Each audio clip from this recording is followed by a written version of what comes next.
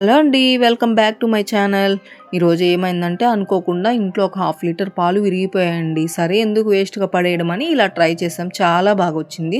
ఇప్పుడు దీన్ని స్టవ్ మీద పెట్టి ఒక 5 టేబుల్ స్పూన్స్ షుగర్ వేసుకోవాలండి. వేసుకొని బాగా మిక్స్ చేసుకోవాలి. ఈ టెక్స్చర్ అనేది కొంచెం చేంజ్ అయ్యేంత వరకు బాగా మిక్స్ చేసుకోవాలి. కోవా టెక్స్చర్ రావాలండి.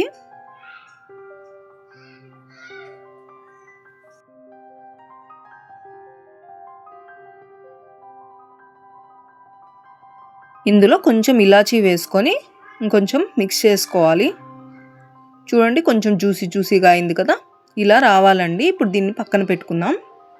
ఇప్పుడు ఒక కప్పు మైదా తీసుకొని కొంచెం చిటికెడు సాల్ట్ వేసుకొని బాగా కలుపుకోవాలి. ఇలా కలుపుకొని ఒక హాఫ్ అన్ అవర్ పక్కన పెడదాము. ఇప్పుడు చూడండి, ఇది చూడండి కోవా టెక్స్చర్ ఎంత బాగుందో.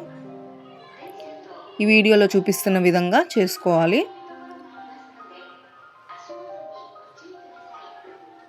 ఈ చపాతీలాగా రుద్దుకోవాలండి. బాగా పల్చగా రుద్దుకోవాలి.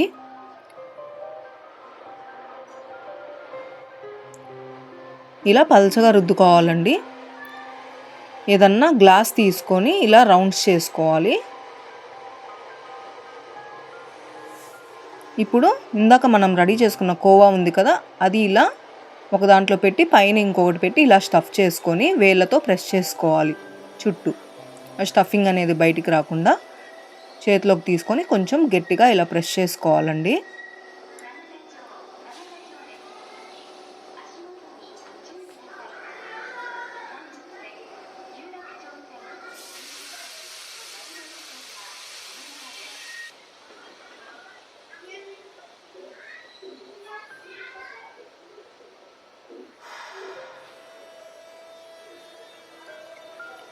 చూడండి అన్నీ ఇలా రెడీ చేసి పక్కన పెట్టుకోవాలి.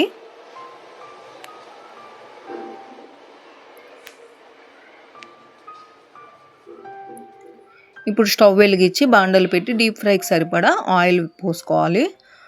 ఆయిల్ కొంచెం హీట్ అయ్యాక మనం రెడీ చేసుకున్న వాటిని డీప్ ఫ్రై చేసుకోవడమే అండి.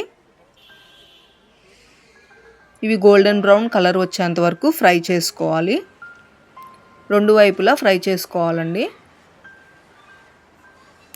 ఇవి బయట క్రిస్పీగాను లోపల కోవాతో చాలా టేస్టీగా వచ్చాయండి.